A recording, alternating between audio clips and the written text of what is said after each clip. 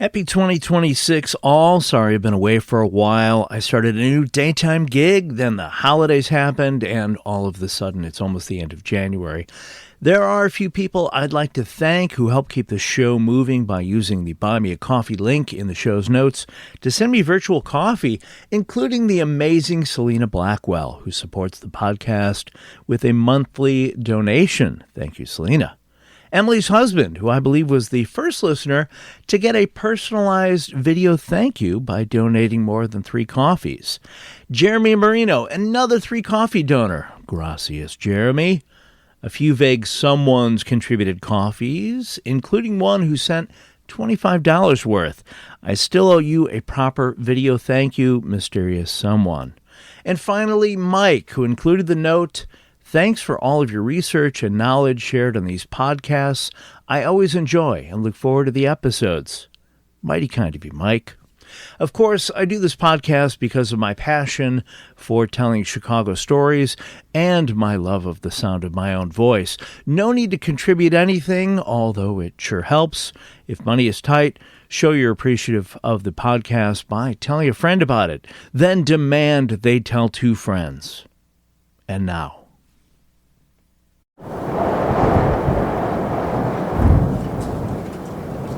Chicago's cold weather can be brutal. I've known plenty of people who grew up here, moved to warmer areas as soon as they could, and vowed never to return because of Chicago's cold months. To those people, I say fa.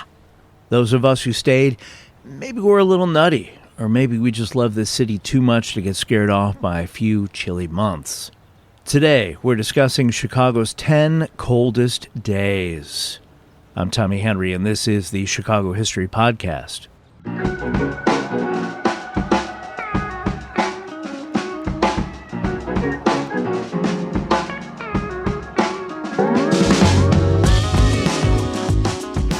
I'm recording this on Friday, January 23rd, 2026, another super cold day in the city. My phone shows it is minus 5 degrees with a wind chill that makes it feel like it is minus 23 Fahrenheit outside. Chicago and suburban schools are closed, and Metra is running fewer trains because their trains don't run as well in weather this cold. Fortunately, I'm inside with a microphone and headphones to keep me warm. The 10 coldest days we're discussing today span from 1872 to 2019, and depending on how things go this weekend, I may have to update this episode sooner than I expect. Here we go, in chronological order. December 1872. Chicago's systematic weather observation began in 1871, making the winter of 1872/73 among the earliest documented extreme cold events in the city's history. But here's another reason this cold spell was notable. Just 14 months earlier, on October 8th through 10th, 1871, the Great Chicago Fire had devastated the city, destroying over 17,000 structures and leaving more than 100,000 residents, nearly 1/3 of the population at the time, homeless. When the bitter cold arrived in December 1872, Chicago was still in the midst of one of history's most ambitious reconstruction efforts. The city that froze that Christmas was a city still in recovery, where the sound of hammers and saws competed with howling Arctic winds. By December 1872, more than $50 million worth of construction had already been completed, with thousands of new buildings erected in place of the fire's destruction. The winter of 1872 produced 2 of Chicago's 10 coldest days ever recorded, a remarkable distinction considering these records come from the very dawn of organized meteorological record-keeping in the city. On December 22nd, 1872, Chicago recorded a temperature of negative 21 Fahrenheit. 2 days later, on December 24th, 1872, Christmas Eve, the mercury plunged to negative 23 Fahrenheit, making this day the cold season's centerpiece. These temperatures occurred during what became known as the Very Cold Christmas of 1872. The cold snap began on December 19th and 20th when a significant snow system moved northwestward through the Great Lakes, bringing heavy snow to Chicago with numerous train delays and streets blocked by drifts. Many of these streets were barely a year old, hastily rebuilt after the Great Fire. The entire week leading into Christmas was bitterly cold, with the Arctic air reaching its peak on Christmas Eve and Christmas Day. Temperatures fell well below zero, with thermometers hitting -10 Fahrenheit to -20 Fahrenheit across the region on Christmas Eve. For thousands of Chicagoans still living in temporary housing, hastily constructed wooden shelters erected after the fire, the cold was particularly brutal. The Chicago Relief and Aid Society, which had distributed millions of dollars in aid to fire victims, now faced a secondary crisis as residents struggled to heat their makeshift dwellings in temperatures that would challenge even well-built structures. The Chicago Tribune's editorial on December 23, 1872, captured the stoic philosophy of the era with a touch of dark humor. When a man is pierced through and through with the cold, even to the marrow, it is of very little consequence to him whether the thermometer is 20 below or 40 below. The Tribune's coverage of the period noted, Boreas still persists in sending mercury to the lower end of the thermometer tube, thereby provoking Mr. Frost to lunch on people's ears and to insinuate himself where his company is not ardently desired. This persistent tyranny and despotic exercise of power is becoming well nigh unbearable and will shortly terminate in a cry of rebellion, if not in rebellious acts. Yet even as Chicagoans endured this punishing cold, the city's reconstruction continued. The resilience that would allow Chicago to rebuild from the ashes of 1871 was the same resilience that carried residents through -23 Fahrenheit on Christmas Eve 1872. After the Christmas week cold spell, the rest of the winter featured several more bouts of severe cold. In Minneapolis, the average temperature over the 3 winter months was just 7.9 degrees, placing it as one of the top 5 coldest winters on record even today. The winter of 1872-1873 ranks among the coldest winters in Chicago history, with 19 days recording temperatures at or below zero. The Great Arctic Outbreak, February 1899.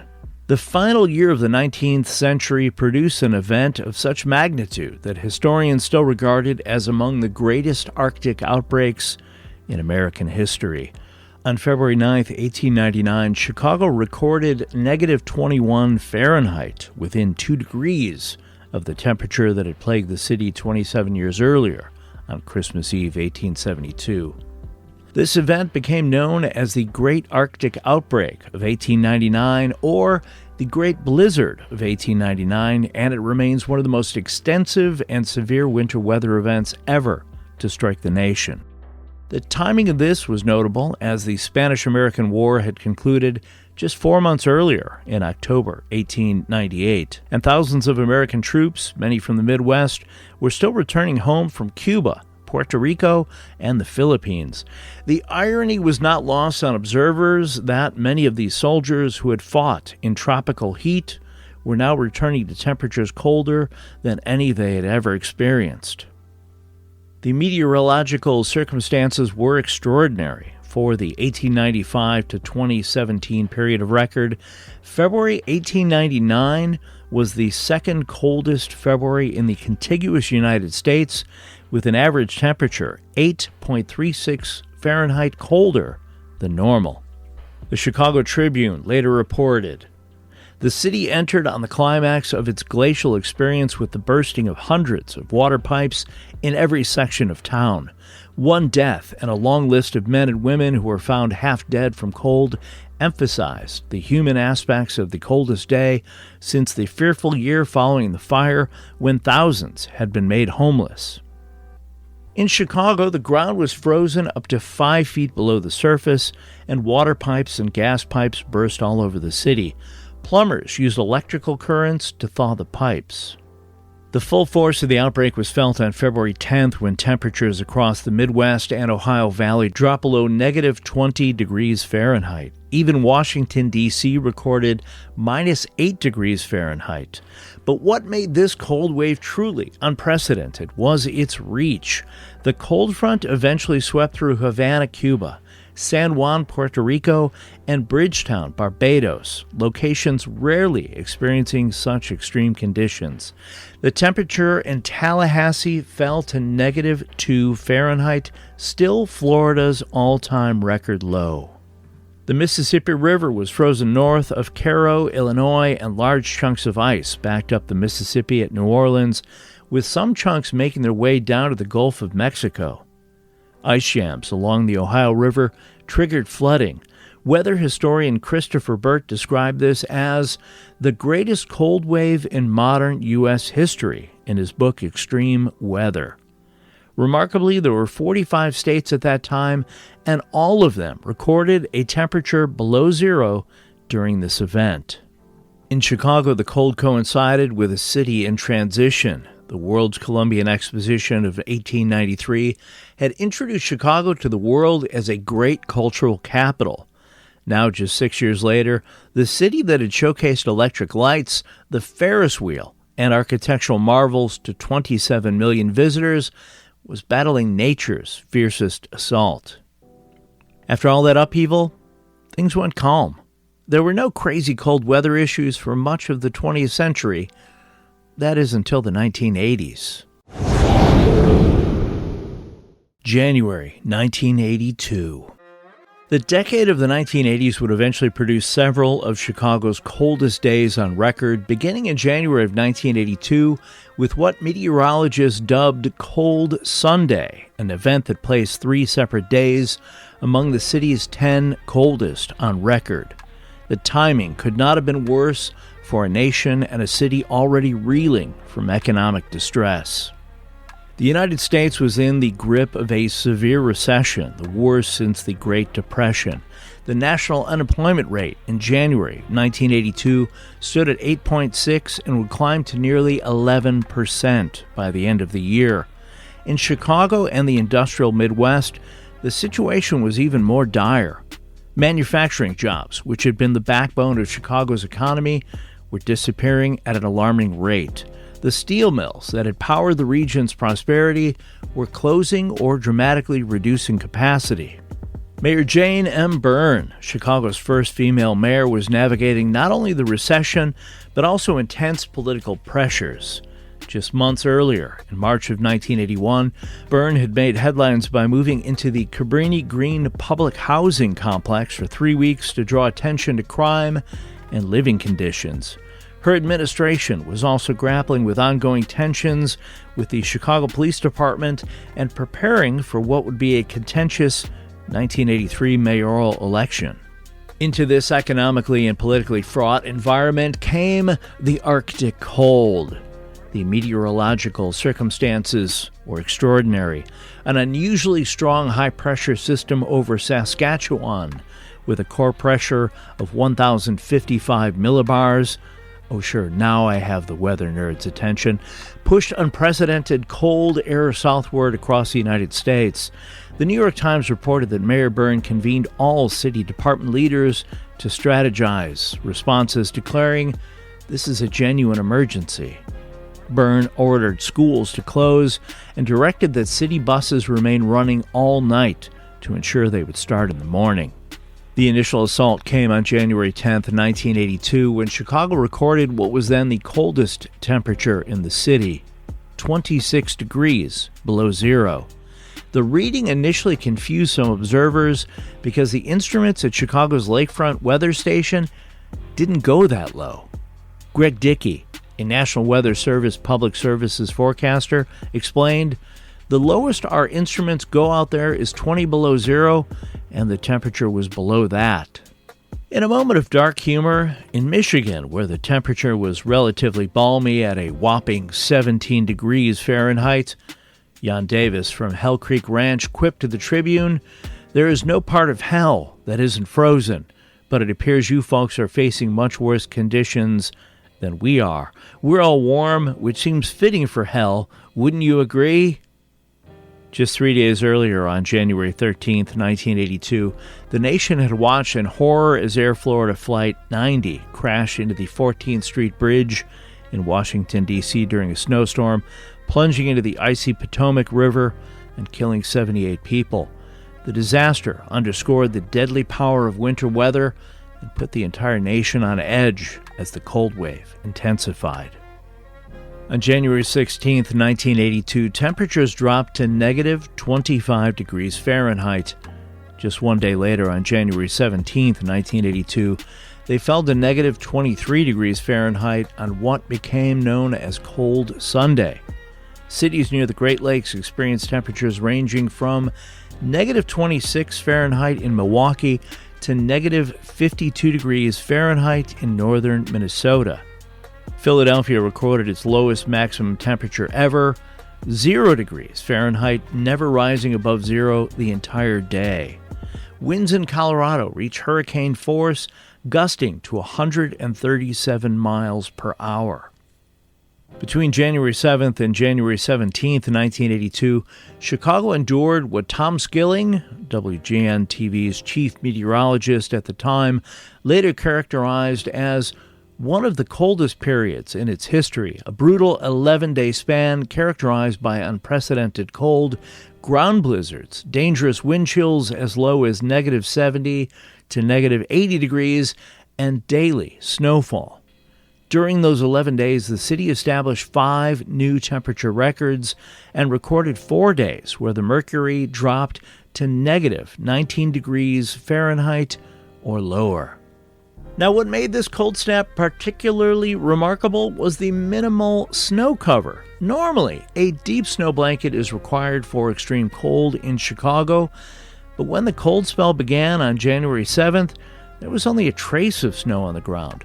By the end of the 11 days, snow depth had increased to just 4 inches. Yet, even this shallow, dry, powdery snow produced ground blizzards and whiteouts when combined with strong winds causing severe drifting that closed roads. Alan Morrison, lead forecaster for the National Weather Service Chicago area office, explained the meteorological dynamics. How cold it gets here depends on how cold it is up in the Arctic, and right now it is very cold up there. Thank you, Alan. The cold wave that encompassed Cold Sunday was linked to over 280 fatalities attributed to hypothermia and other cold-related health issues between January 9th and January 19th. The death toll highlighted the severe impact on vulnerable populations, particularly those in unheated homes and the unhoused. Economically, the cold wave cost hundreds of millions of dollars in snow removal expenses, soaring fuel bills, and reduced retail sales, expenses an already recession-battered economy could ill afford. In Chicago and surrounding suburbs, downed power lines left thousands without electricity, while several interstate routes closed due to heavy snowfall and diminished visibility. At least 9 weather-related fatalities were reported, and hospitals noted a surge in frostbite cases. The Frozen Christmas, December 1983. As 1983 drew to a close, Chicago braced for what would become one of the most memorable weather events in its history.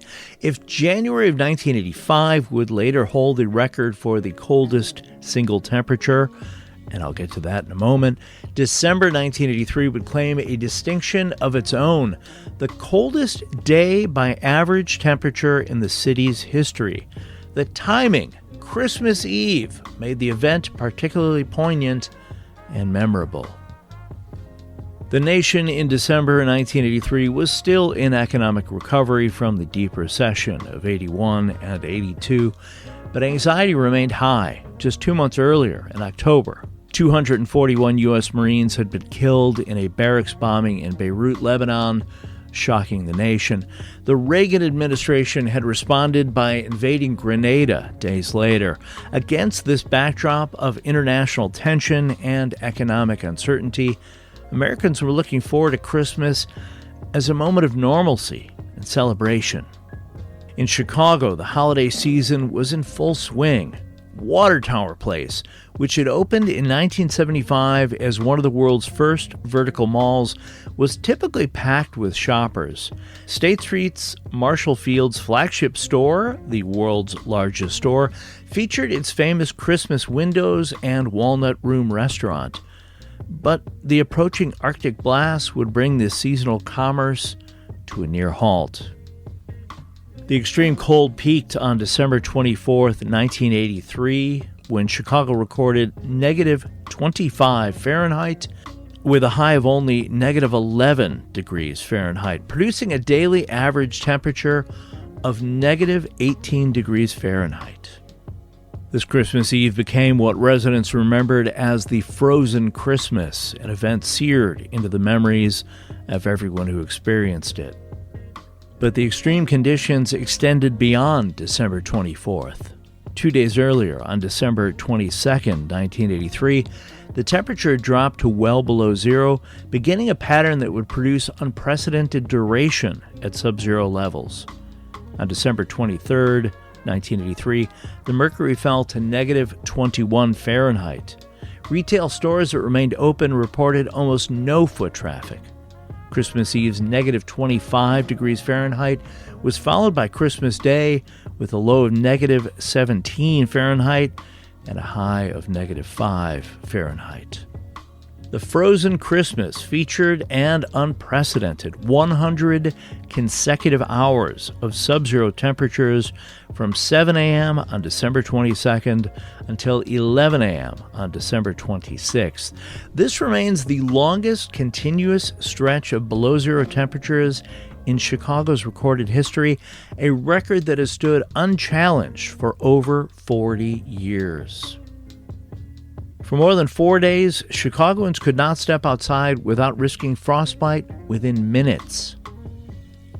CBS 2's Phil Ponce reported on Christmas Day 1983, Christmas 1983 and the city had an icy beauty to it, but this day will be remembered not for its beauty, but for being the coldest Christmas in Chicago history.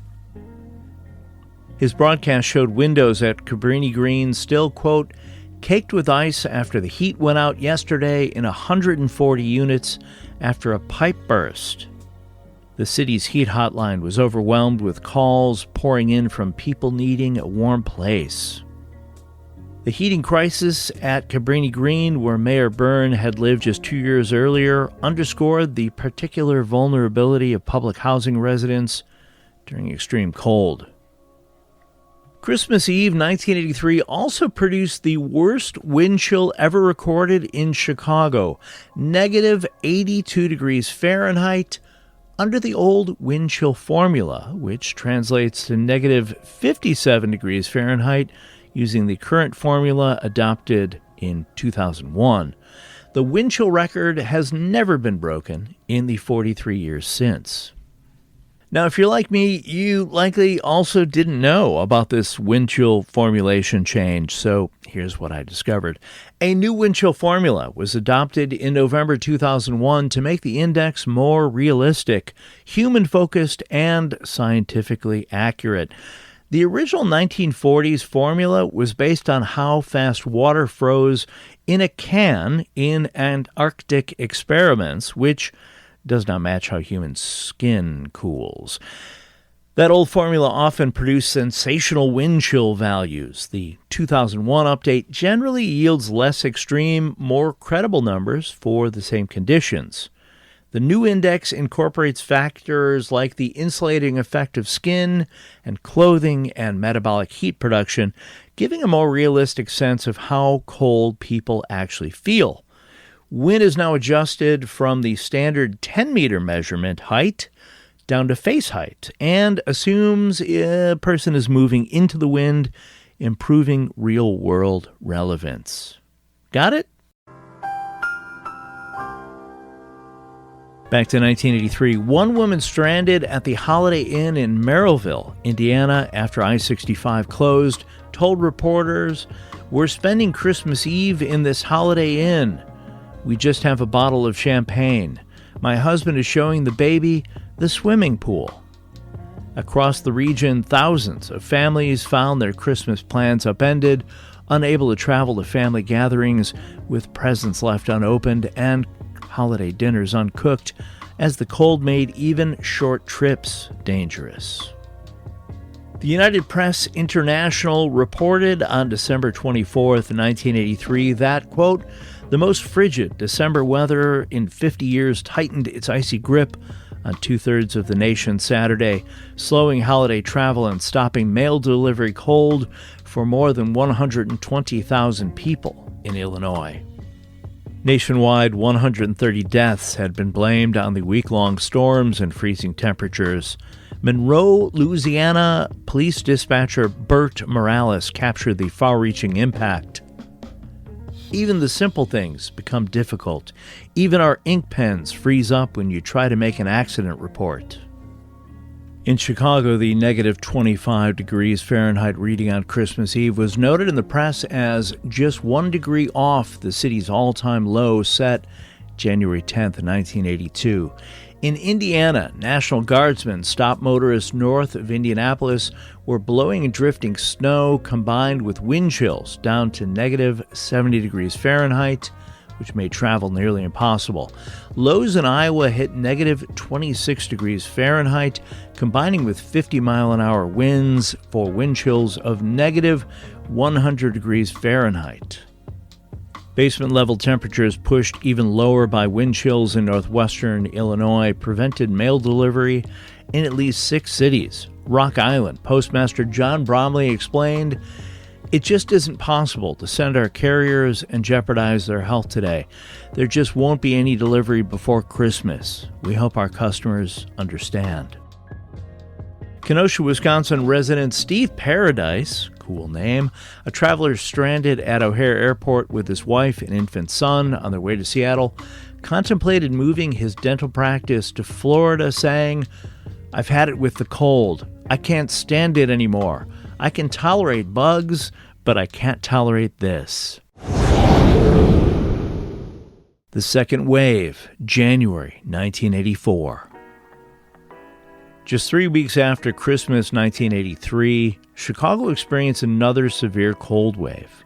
On December 21st, 1984, the city recorded negative 22 degrees Fahrenheit, becoming the 9th coldest day in its history.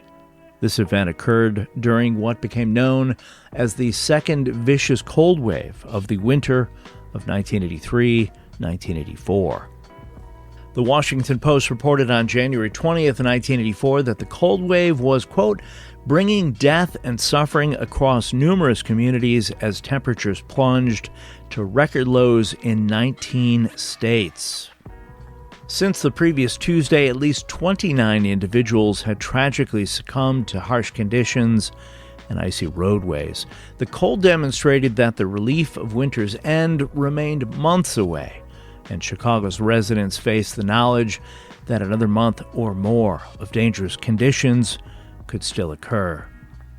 The winter of 1983-84 became known as one of the most brutal in modern Chicago history, with the frozen Christmas and January's renewed assault creating a sense that winter would never end. Yet even as Chicagoans battled the cold, the city's sports culture provided moments of levity. The Chicago Sting soccer team was preparing for its indoor season, and discussions were beginning about whether the Cubs could finally break their championship drought. They, of course, couldn't. That would take another 32 years. The record that still stands, January 1985. Chicago experienced what remains its coldest weather event in recorded history on January 19th and 20th, 1985. On January 19th of that year, the city recorded negative 23 degrees Fahrenheit. The following day would prove even more extreme. Sunday, January 20th, 1985, the temperature in Chicago plummeted to 27 degrees below zero at O'Hare International Airport. With winds gusting to approximately 25 miles per hour, the wind chill reached an extraordinary minus 57 degrees below zero by modern calculations, though the old wind chill formula in use at the time calculated it at 78 to 93 degrees below. CBS 2 reporter Jim Avila captured the desperation of that Sunday morning with haunting simplicity. As his camera focused on two men futilely attempting to push a stalled car down a frozen street, Avila observed, quote, "There are days in the middle of a Chicago winter when it is best to just give up." His words resonated with millions of Chicagoans who woke that morning to find their cars immobilized, their pipes frozen, and the very act of breathing outdoors painful. The extreme conditions created scenarios that bordered on the surreal. The Chicago Transit Authority once again ran buses all night to ensure they would start in the morning, a logistical effort that kept hundreds of vehicles idling throughout the brutally cold darkness. One resident interviewed on Milwaukee Avenue and Division Streets, normally one of the city's busiest shopping corners then, but eerily deserted that Sunday afternoon, described his preparation ritual. "I got on about 3 sweaters. I got on 2 pair of socks, boots, and I got on 2 coats and a wool cap." For Chicago's firefighters, the cold transformed routine emergencies into life-threatening ordeals. Overnight, crews battled to confine a major blaze to 3 apartment buildings on South Morgan Street while simultaneously fighting frostbite and frozen water lines. 13 people were displaced by the fire, and 1 firefighter required treatment for frostbite. In perhaps the most striking image of the day's severity, a hook and ladder truck literally froze to the street on South Honoré, becoming immobilized in a block-long sheet of ice that also trapped a dozen private cars. Dr. Jeff Graff, working the emergency room at Evanston Hospital, told reporters, "You really have to be a little crazy to go out in this type of cold." His colleague, Dr. Laura McIntyre at Northwestern Immediate Care, would echo similar sentiments decades later. "Don't be a tough guy and try to go outside and do stuff during this weather."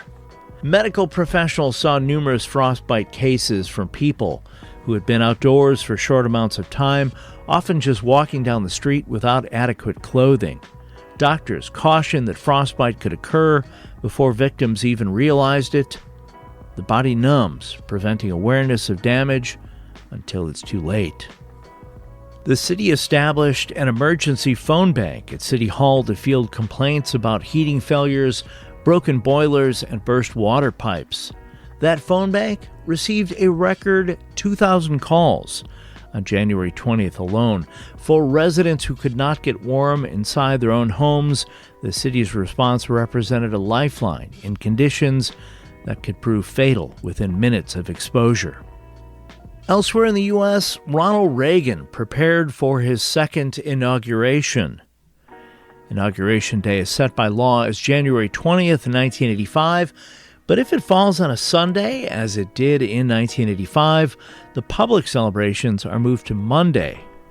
Due to brutal cold in Washington, D.C., President Reagan's second inauguration was moved indoors to the Capitol Rotunda, only the second time in history up until then that was necessary, with noon temperatures at just 7 degrees Fahrenheit, making outdoor ceremonies dangerous.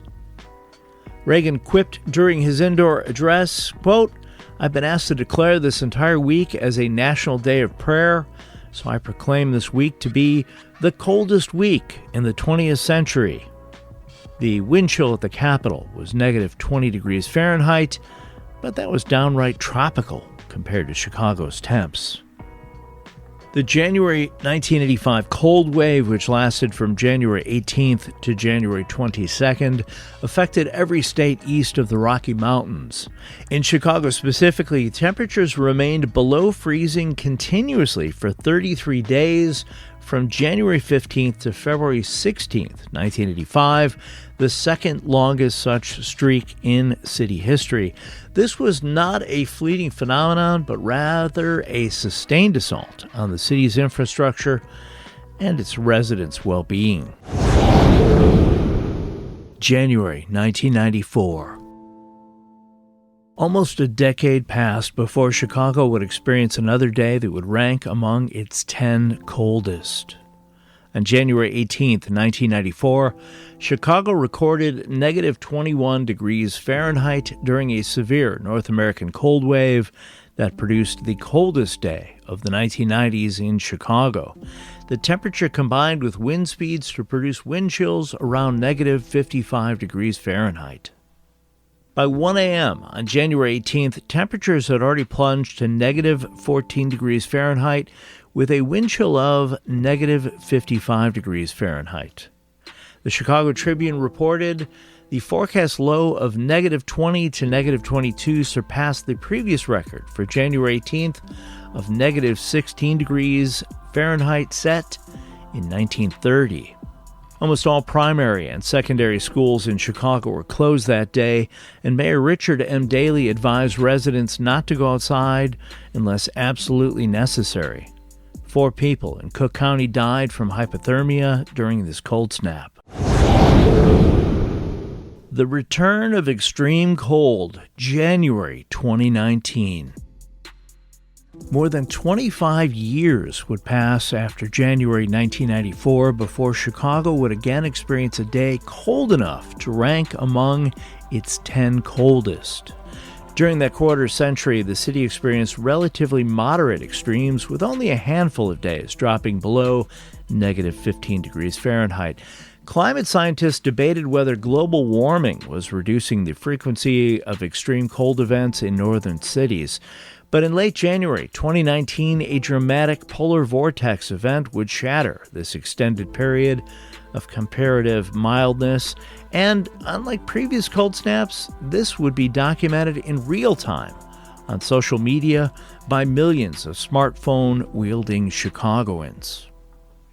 The meteorological cause was extraordinary, a sudden stratospheric warming event over the Arctic in late December 2018 to early January 2019 weakened and split the polar vortex into 3 lobes.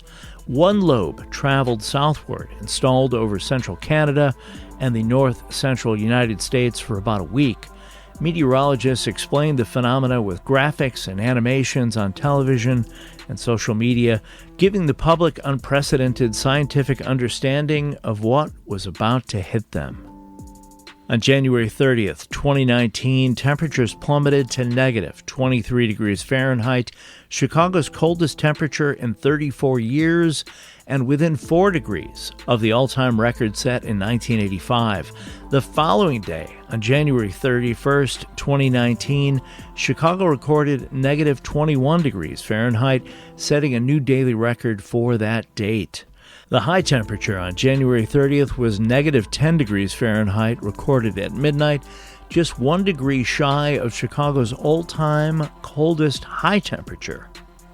The 2019 polar vortex produced Chicago's 4th longest continuous stretch of sub-zero temperatures, 52 consecutive hours below zero from late January 30th through January 31st. This streak broke the previous record from 2014 by 15 hours. Wind chills during the event reached negative 50 degrees Fahrenheit to negative 52 degrees Fahrenheit on the morning of January 30th, ranking as the 5th coldest wind chill since records began in 1929. Roy Townsell, an Oak Park resident heading to work, captured the moment perfectly for television cameras. Quote, "It feels colder than the North Pole right now. This is like Shy-Laska." His quote went viral on social media, with Shy-Laska becoming an instant meme. During the polar vortex, Chicago was indeed colder than the South Pole, Barrow, Alaska, Greenland, Mars, Mount Everest, and locations in Russia north of the Arctic Circle. Chicago Mayor Rahm Emanuel urged residents to check on their neighbors and take safety precautions, noting that city agencies were working to ensure homeless people found shelter or space in warming buses. Chicago public schools closed for 2 days, something that rarely happened even in a city accustomed to harsh winters, and all after-school activities were canceled. Mail delivery was suspended. More than 2,700 flights were canceled at O'Hare and Midway airports. Trains were suspended or delayed, and over 60,000 ComEd customers lost power at various points during the event. The city deployed 5 warming buses and mobilized outreach workers around the clock to help homeless residents. At least 22 deaths across North America were directly attributed to the 2019 cold wave. National Weather Service meteorologist Kevin Donofrio captured the historic nature of the event. It's still really, really, really cold. For Chicago, we're accustomed to things getting cold, but we're talking about all-time cold. Unlike previous cold snaps, the 2019 polar vortex was extensively documented on social media platforms that didn't exist during earlier extreme cold events. Instagram, Twitter, Facebook, and TikTok filled with videos of people conducting cold weather experiments. Social media users gleefully shared images of frozen thermometers, boiling water turning to snow when thrown in the air, and even frozen pants standing upright in yards became viral sensations, as did images of frozen Lake Michigan creating otherworldly ice formations. Memes comparing Chicago's temperature to those of Antarctica and Mars became all the rage. The hashtag #PolarVortex2019 trended worldwide, making Chicago's suffering a global conversation.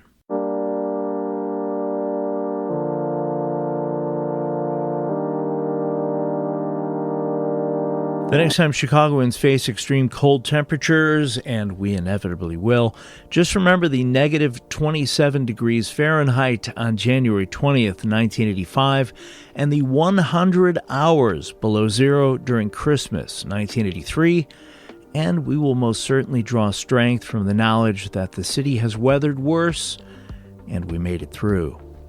Oh, one other cold snap worth mentioning is the January 2014 polar vortex, when Chicago's temperature dropped to negative 16 degrees Fahrenheit at O'Hare International Airport on January 6, 2014, setting a record low for that date. With these strong winds, wind chills were reported in the negative 40 degree Fahrenheit to nearly negative 50 degree Fahrenheit range in the city. And with that, I'm going to climb under a big electric warm blanket and wait for spring.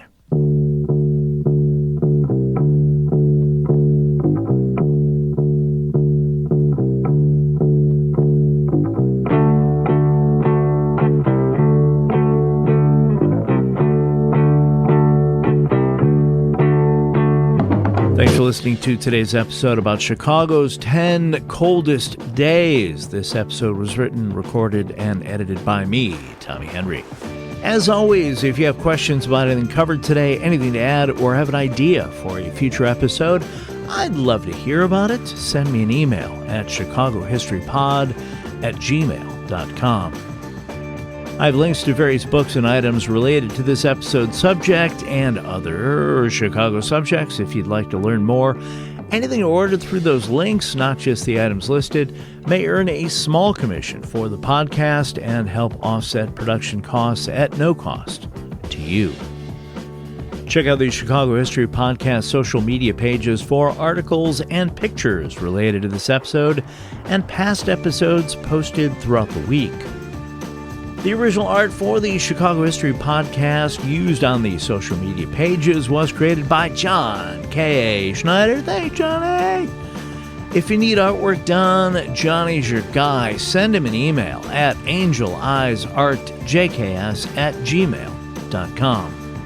I will be back soon with more stories from Chicago's amazing history. Until then, don't get out and explore. It's too cold. Stay in. But when it gets warm, get out and explore when possible. Learn more about whatever city you live in, and stay safe.